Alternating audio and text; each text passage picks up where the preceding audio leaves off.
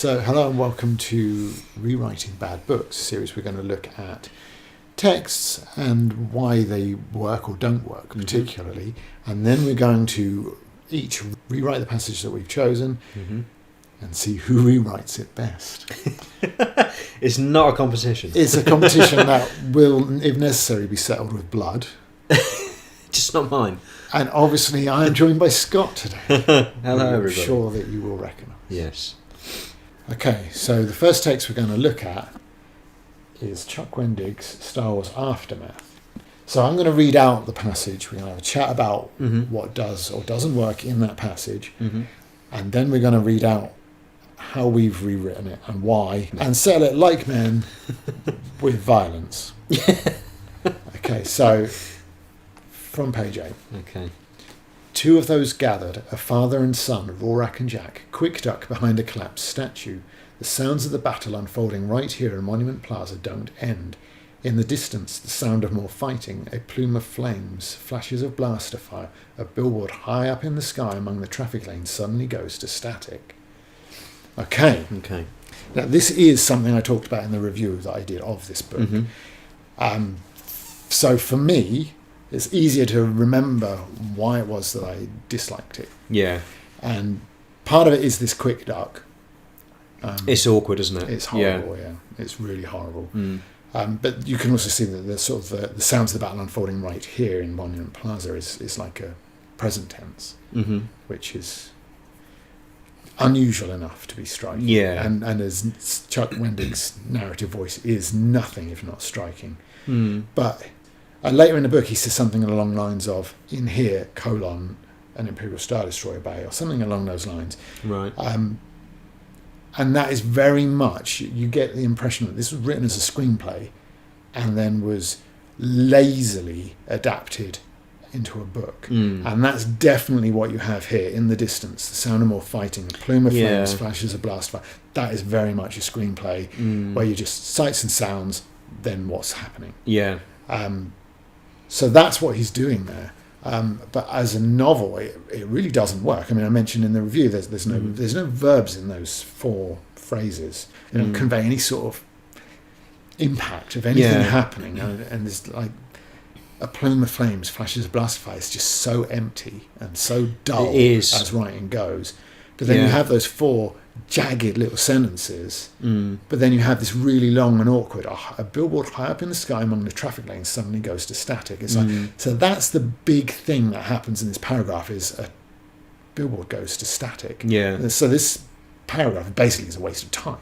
Nothing of any worth has happened. And not only that, we have a battle unfolding right here, but then you have a billboard high up in the sky among the traffic lanes. It's like, so here's the action, and you're all the way over there. Yeah. But is that not confusing? It's in the traffic lanes, so is the traffic still happening? Is there a battle down here, but there's traffic up there that's just paying no attention? So the battle there's nothing. You have got it then goes to the distance. So the battle actually that is happening right now, is not really unpicked at all. No. It goes to more the distance, and as you say, and then it goes vertically high. So really where there should be drama and action, it's completely skimmed over. When you're a long way away from the fighting, it doesn't feel like it's a big deal. Yeah. And it's, we have this father and son business. Yeah. But what relevance is that to a billboard there's going a chance to static? there. It's like there's what are you going to care about more? The father and son, or this billboard that's gone to static?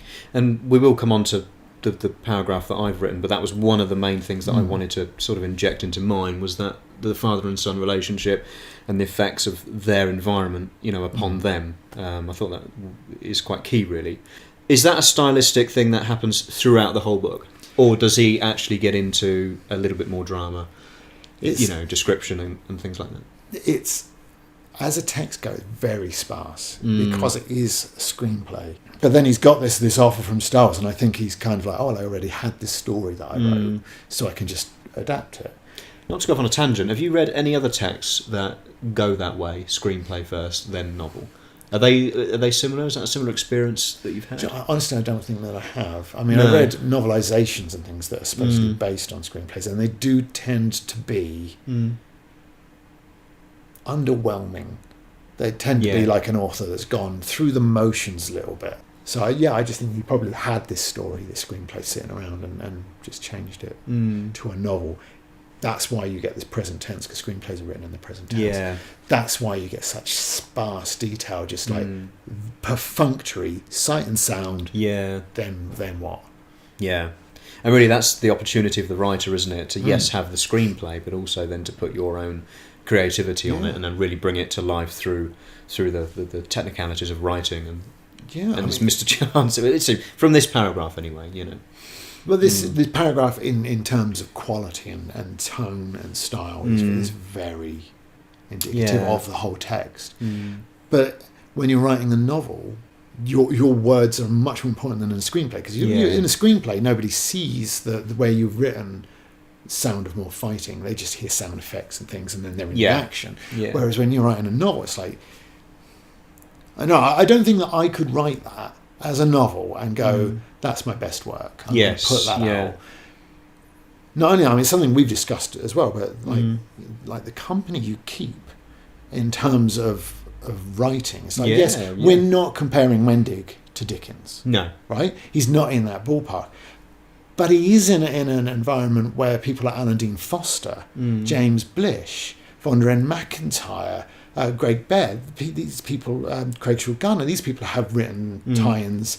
Timothy Zahn, they've written tie-ins. They're popular in their own right. They're successful in their own right. You're in that company. I think if I'm in that company, I wouldn't want them looking at me going, that guy's an arsehole, he can't write. But worse than that would be sitting at a table and you've got Timothy Zahn and Alan Dean Foster, and they're going, not only did he get that book, but he didn't even try. Because that's how it feels to me when I read that, is that's somebody that's not really even trying to write a novel. It's almost like note form, isn't it, of what you would then later embellish, isn't it? You I want to include these elements and then I'll work on that later. I mean, you pick up the Star Wars, which is actually credited to George Lucas, but it was ghostwritten by Alan Dean Foster, who wrote Spell Singer and half a dozen other books. He's written a lot of tie-ins for movies. He wrote all the Alien series novelizations up to, I think, Alien 3, possibly Alien 4. And he has Nebula or a Hugo Award for his own original fiction. And it's just like, this guy has a track record. But you read the Star Wars novelization and it reads like a novel ought to read. And it doesn't feel like somebody's been just lazy and just gone, it's Star Wars, it'll sell. Or it's like, I don't want to keep calling him lazy, because I think he was trying something, Chuck Wendig. I really do. I think it was a horrible idea to try something like this in a novel, and it doesn't work at all. But he was at least trying something. Yeah. So, I mean, in terms of it, when you say it doesn't work at all, do you mean the concept of what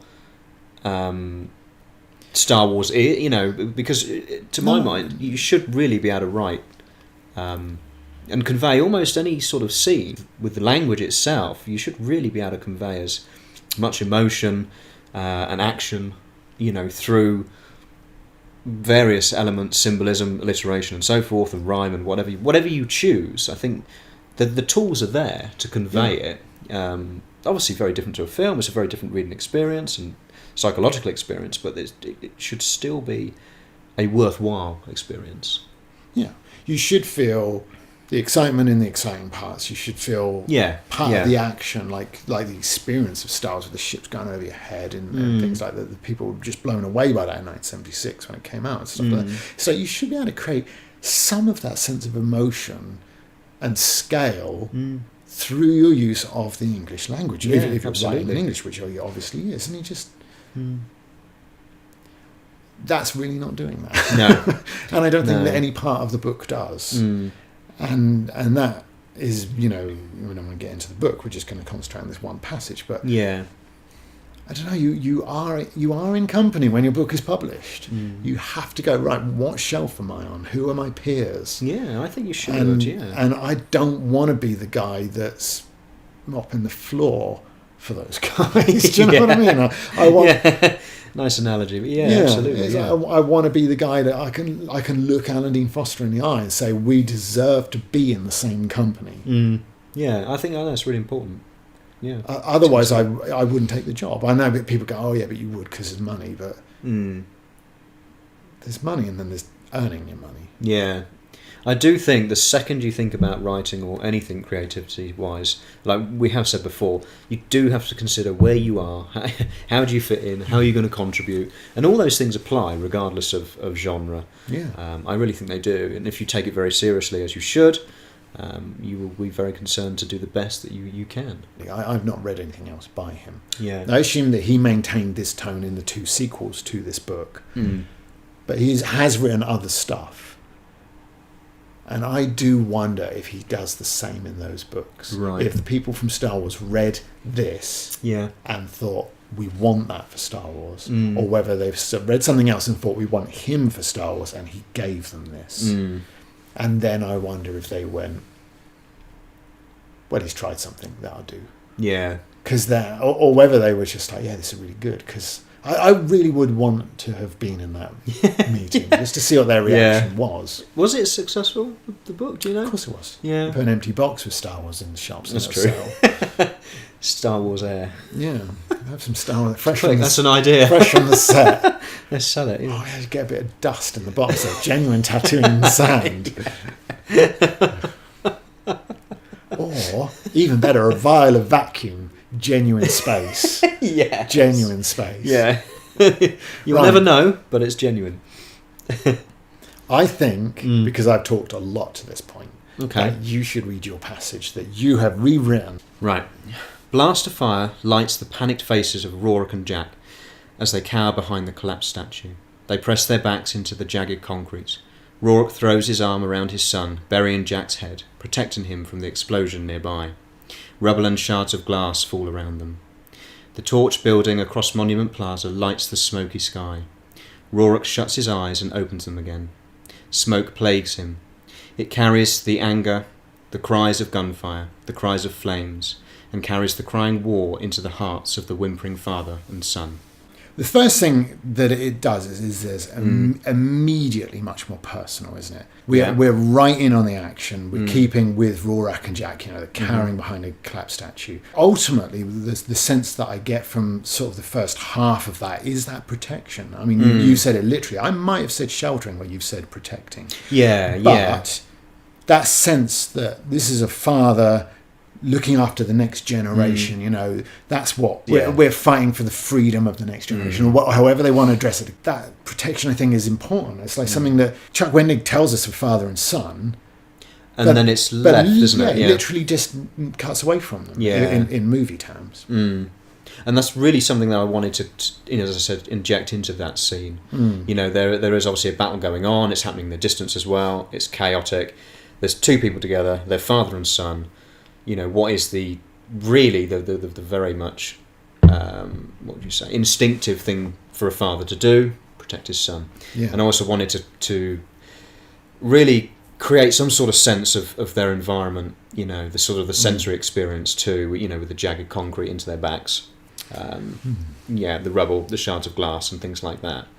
Sorry I interrupted you. No, you carry on.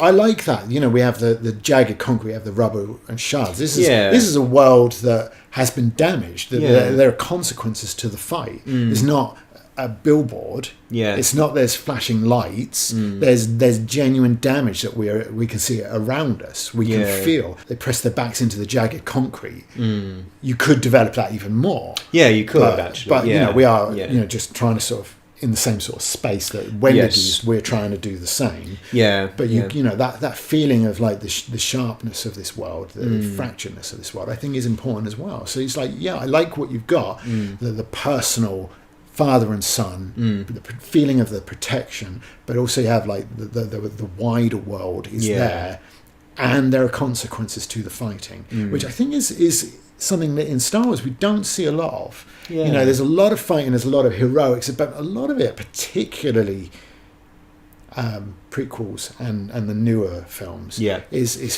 faceless people being mown down We don't see who they are before they're killed. We don't know anything about them afterwards. Yeah, there's not much very investment little consequence. You blow up a planet and nothing comes of it anymore. Like there's 6 planets destroyed in A Force Awakens in the blink of an eye. Yeah. But nothing really comes of it. At least when, in the first one, when Alderaan is destroyed, Princess Leia feels the pain, but Kenobi feels the pain, the loss of her world a little bit, Princess Leia as well. So yeah, it's like something that's sort of skirted over, I think, in Star Wars is that feeling of damage, the potential for harm, and I think that you've captured that here. I do like it, and I like the cries of the gunfire, the cries of the flames. It's the only space, really, or place that I've used alliteration of any sort of kind, really. Just to... And also cries, I wanted it to be slightly dichotomous. It has obviously a couple of meanings of noise and emotion, the cries of gunfire. But I wanted... It's sort of a personification of the guns there as well. So hopefully cries, just that one word, hopefully does more than just the immediate... there.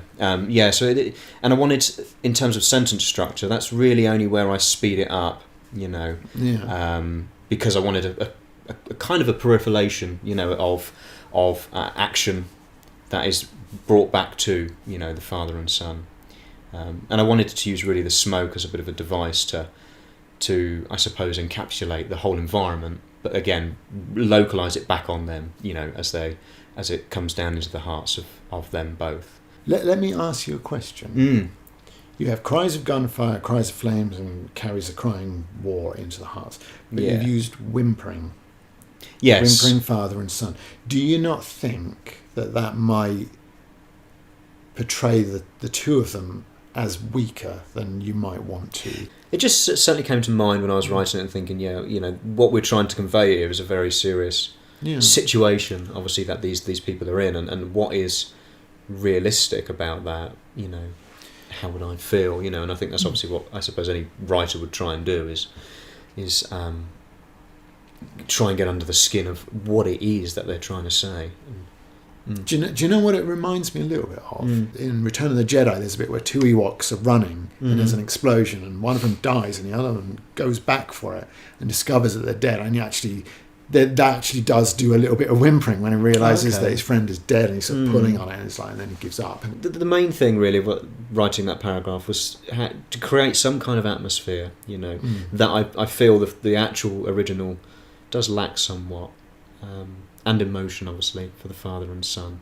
I really like it. I like the fact that you've turned what's a throwaway line, a father and son, Rorak and Jack, because it may as well not be in the text. It may as well not be father and son. And you've turned that into like the focus of it. Yeah. It's much more personal. 10 out of 10.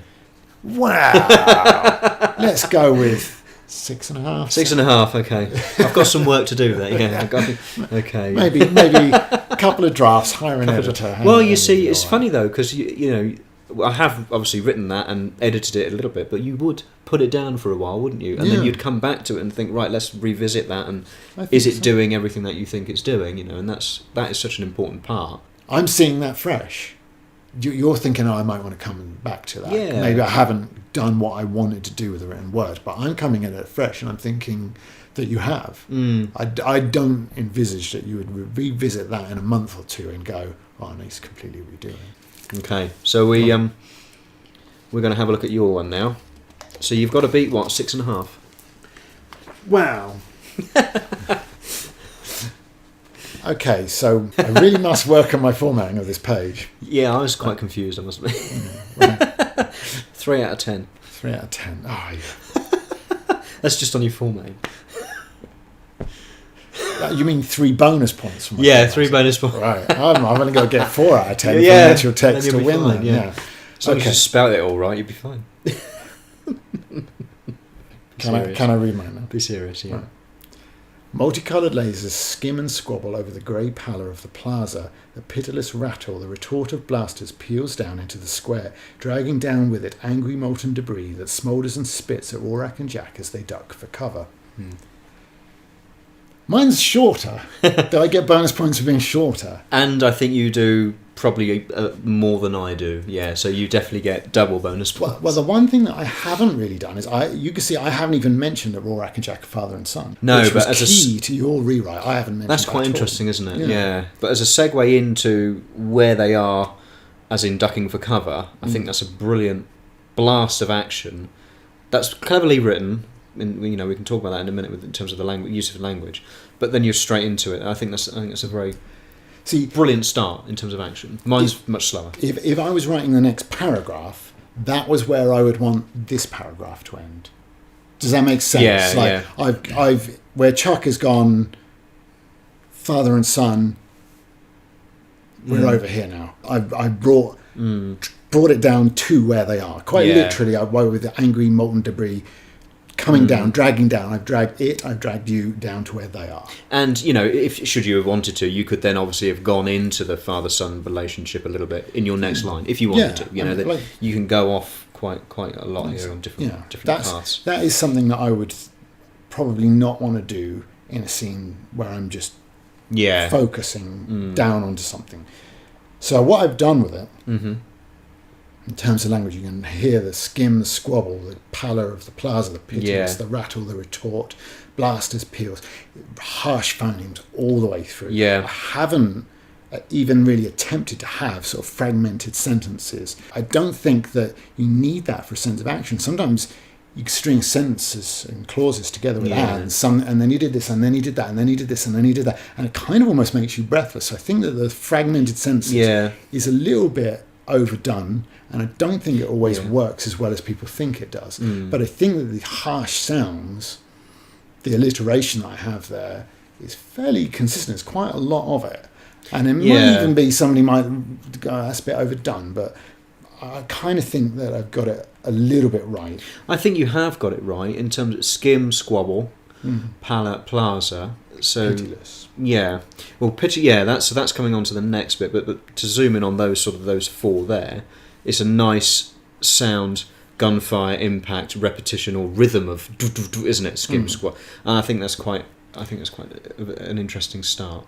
I mean, we have to talk about where that comes from. Yeah, which is what's it called? Anthem for Doomed Youth. The Wilfred Owen. Yeah, But it's something like the rapid rattle of rifles or something like that. Yeah, is his alliteration. So I've kind of done that with a retort of the pitiless rattle. The retort is kind of like my little tribute to that, and obviously the peals. There's bells in the anthem. So I am linking back to Anthem for Doomed Youth.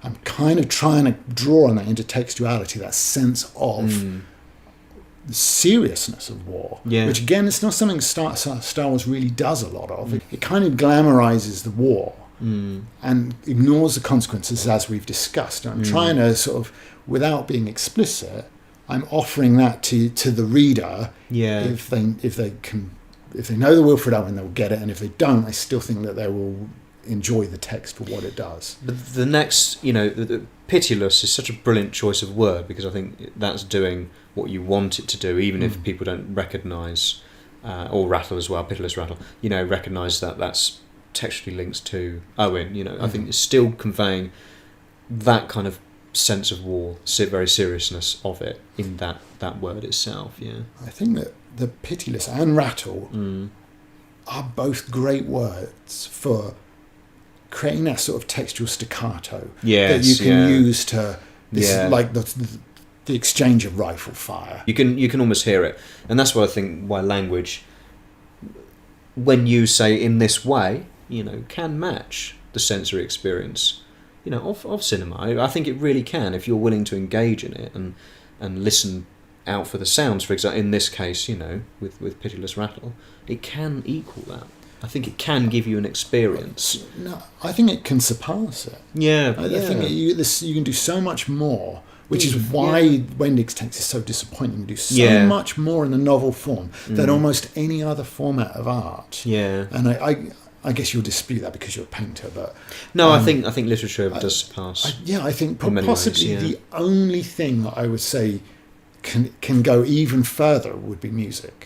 Because there you have lyrics of a song which can do as much as a poem. But then you can use musical techniques like dissonance and all that other sort of stuff to really create a sense. Even just the key you choose is just can do more. Talking of musicology, you've got that in this paragraph. It's all there. It's not guitar. It's not strings. It's it's not drums. But it's still there in language. There's still a musicology or music to this paragraph here, massively. Yeah.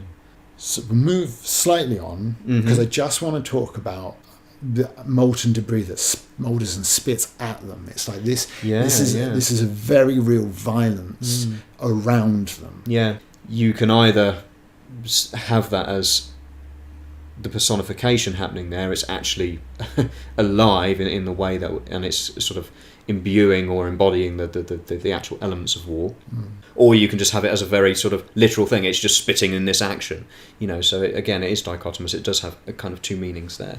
And you can read that into it, I think. The Rorican Jack, you could maybe explore that in another sentence, like maybe in a similar way that I've done, protecting him or something like that. I think absolutely you would want, if you're introducing the concept of the father and son, then you have to use it. Yeah, which is what you've done. You've introduced it and you've used it, whereas I haven't introduced it and I haven't used it. Yeah, and I think that those are your options. You don't introduce it and then don't do anything with it, because otherwise, then what's the point of introducing it? What's the point in it being exactly right? Yeah, I think what we should probably look at is picking a winner, right? Yeah.